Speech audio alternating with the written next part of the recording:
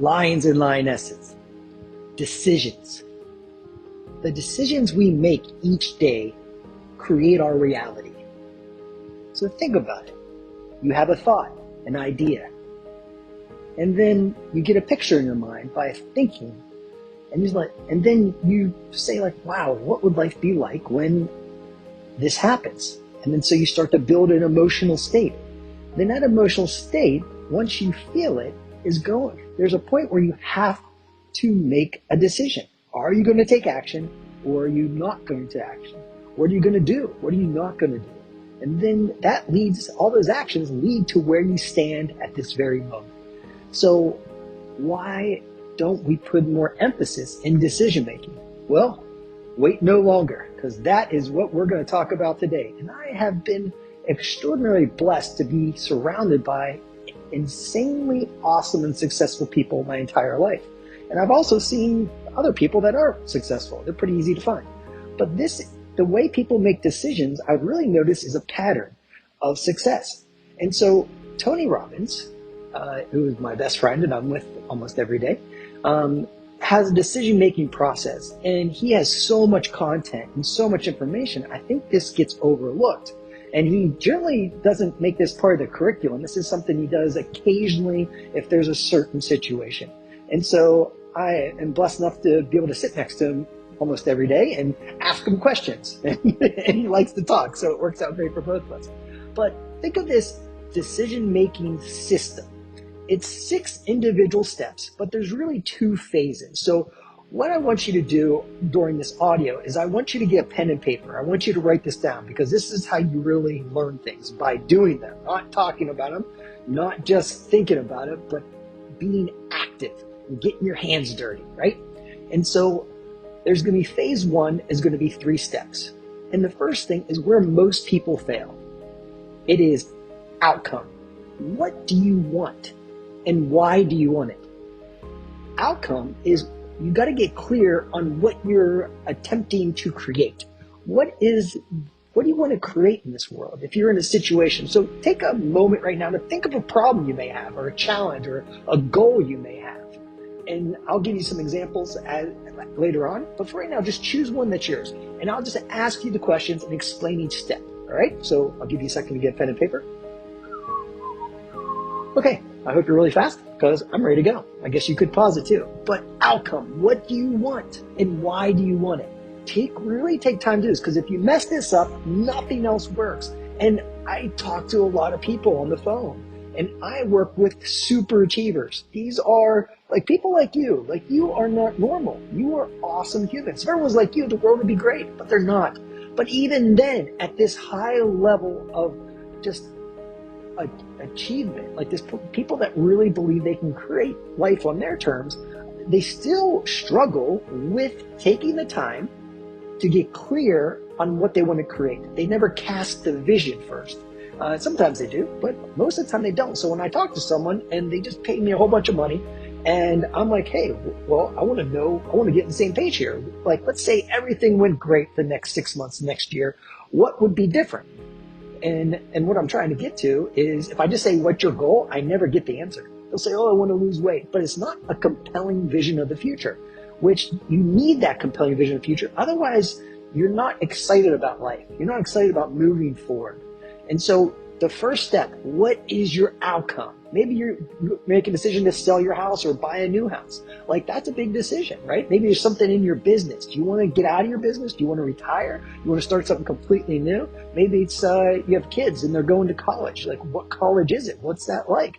And so it could be anything. It could just be something really simple, like you're getting a new car, right? And you leased one. Should you lease it or should you buy it? But you can do this for anything. But for big things, I would do this 100% of the time.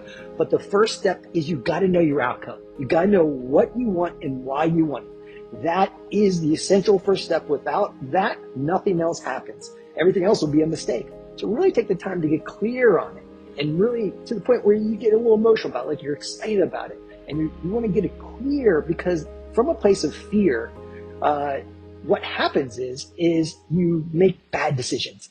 And so we want to get out of fear by creating a very clear and compelling vision of this future when you're on the other side, okay? Now, That's O. The next thing is O again. So it's the whole formula is OOCEMR. OOCEMR.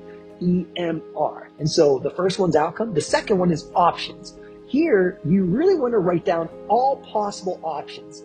And people will usually write down a couple. You need a ton of them. So like when Tony was buying a house in Florida, he saw hundreds of houses, maybe 1,000 houses, honestly, in a very short amount of time. So when he had a shoulder challenge, when I first met him like 10 years ago, we went everywhere, even things that probably wouldn't work. We still talked to the people. We still got information. So we looked at every possible option. Now, what happens I see with people is someone will have like, let's say joint pain or something, and I'll offer them a solution. If I offer a solution, you probably want to check it out because I do my due diligence. That's what I get paid the big bucks to. People pay me 6 figures a year to ask me questions, which is awesome. But at the same time is I don't just say things. I do my homework. And that's where options, the second step, after you have the outcome, you have your options, look at everything and put it in your list, but you have to have at least 3. Otherwise, you don't really have a choice. So you have to have a list of a bunch of things, even if they're a little ridiculous. Just put them on there because something is going to happen psychologically for you as you go through this process. So I won't go into the science of that, but just let me tell you, you got to get, I would say have at least 12 different possible options that you want to create, ways of getting there, okay? The next step is once you know the outcome, once you've written down a list of options, the third thing is very important, consequences. What are the downsides and the upsides of taking each one of these options? So grab any one of them from your list and just say option A. What are the potential benefits of this? What's great about it? What do I like about it? What's the downsides? How would it affect me? How would it affect my business? How would it affect my lifestyle? How would it affect the people I love? So think about this. So you have outcome, you have options, and consequences. That's pretty much self-explanatory. That's phase 1. After that, I would get up, walk around a little bit, make sure you're in state, and just let that settle. Because this is a process. It's not like you sit down for 15 minutes and you make this decision. If this is a life-altering decision, you want to put time into it. It may take a month to make a decision. But the thing is, you want to make a good decision. But after you go through this process, it really speeds things up because it gives you certainty. And so you got to have that clarity of outcome. You got to know all the options to really think of these things. This is where you can ask some other people too. But first, I would do this by yourself and then bring in someone, a trusted partner, a friend, someone that understands you and maybe is involved in the process so they can get their perspective. And then you're going to outcome, options, consequences. Now, phase 2 is EMR. EMR. And the E stands for evaluate. This is where you're going to have questions after you go through the first 3 steps. You're going to be like, well, what if this is true? So this is where you gather more information. This is maybe where you consult someone. This is where maybe you go on the internet and you Google some things. You search some things, you try to get more information. So you're evaluating your options. You're like, these are the first phase is you're just knocking it out. And then the second phase is you're doing the research. You're finding out, you're evaluating each option. And this is going to be very enlightening because there's going to be some things that you may have assumed are true that are not true now. This really gets me when people say like, hey, check this thing out. And I'll look into it and I'll say, okay, this sounds like a really good procedure. Like say it's for joint pain, for instance, if we stay along that line. And then I'm like, okay, where are they going to do that? Like, okay, these are the different physicians. And then I'll find a physician. I'll be like, whoa, this guy has a lot of lawsuits on his hand. This guy has, on the internet, there are a lot of people complaining. And then I'll reach out to some of those people and I'll get more information. Well, sometimes just people complain, right? Some people are just not happy. And then sometimes you find someone that's a gem. And you'll find, like if I found a practitioner recently in Fort Myers who was just incredible. He is a healer. And there's not a lot of healers in the world. There's a lot of left-brained, really smart people. Very few that have the balanced brain of emotional intelligence and logic and intellect.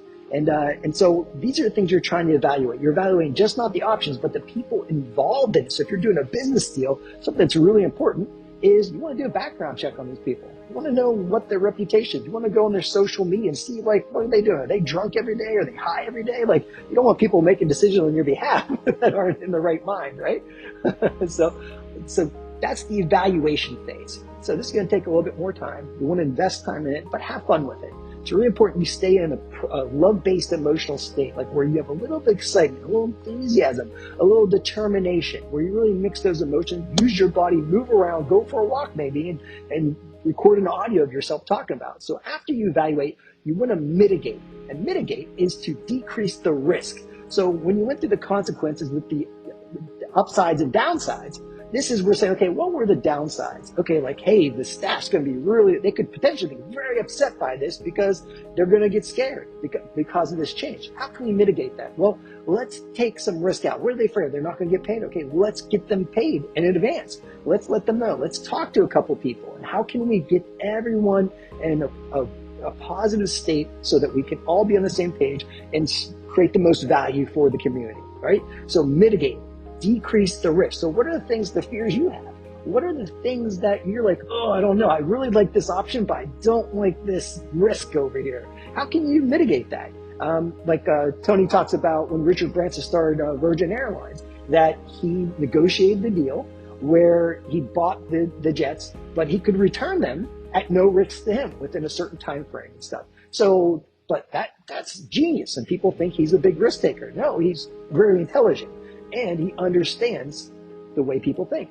And so you're going to evaluate, you're going to mitigate, and then this is where you got to make, like the word decision actually comes from, I think it's the Greek root word dukos, which means incision. It's like a cut, like you cut off. And what you're doing is you're cutting off all the other options. You're saying, this is my path, this is the way, and I'm going to put all my energy into it. And I see this a lot, like in fitness, when people are trying to get in shape. They, and they're doing something good. I think they're learning things, but then they're mixing things in. They get excited about something. And what happens is the core principles that work are being violated because now they think this food is going to harm them. So they're cutting out that food, but then it lowers their protein intake, and that's going to have a negative effect on their body composition. So you want to choose one path and you want to go all in. That's what you want to do, and be consistent. So when the final stage is resolve, and that means take action and it's done. This is my path, this is the way, and I'm going all in. And the worst thing that can happen is I can learn from it. There's nothing bad that can happen. The only bad thing that can happen is when you procrastinate. And if you really want to overcome procrastination, is the way you do that is you create so much certainty and confidence in your decision, in your path, that you will not procrastinate because you're excited about it, because you've already looked at the fears and you address the fears before the fears start to use you and control you. You have said, hey, these are the possible things that could go wrong. I'm going to mitigate that risk, and then we're going to do this instead, and we're going to follow through, and everyone's on board. So check that out. Really take the time. And just one more time, there's 2 phases, 3 steps in each. The first phase, outcome, options, consequences. The second phase, evaluate, mitigate, resolve. I'm gonna be around Tony a lot, so if you guys have questions and you want me, you can ask me, but I like to ask him because he invented this stuff. If you have questions you want me to ask him, I will be happy to do so if the time permits, but we'll be flying around, so I think it'll be a good time to do that. So thank you for listening to this audio, but more than anything, thank you for living it, because without you just doing the work, like I do so much work to learn and to create things, and then, but without you, I don't know what I would do. So I don't know if I say it enough, but thank you. I'm very appreciative of you, and I hope you take this and really make it part of your life, because it is a little thing that will create a massive positive improvement in your life and those you love. And that's what it's really all about.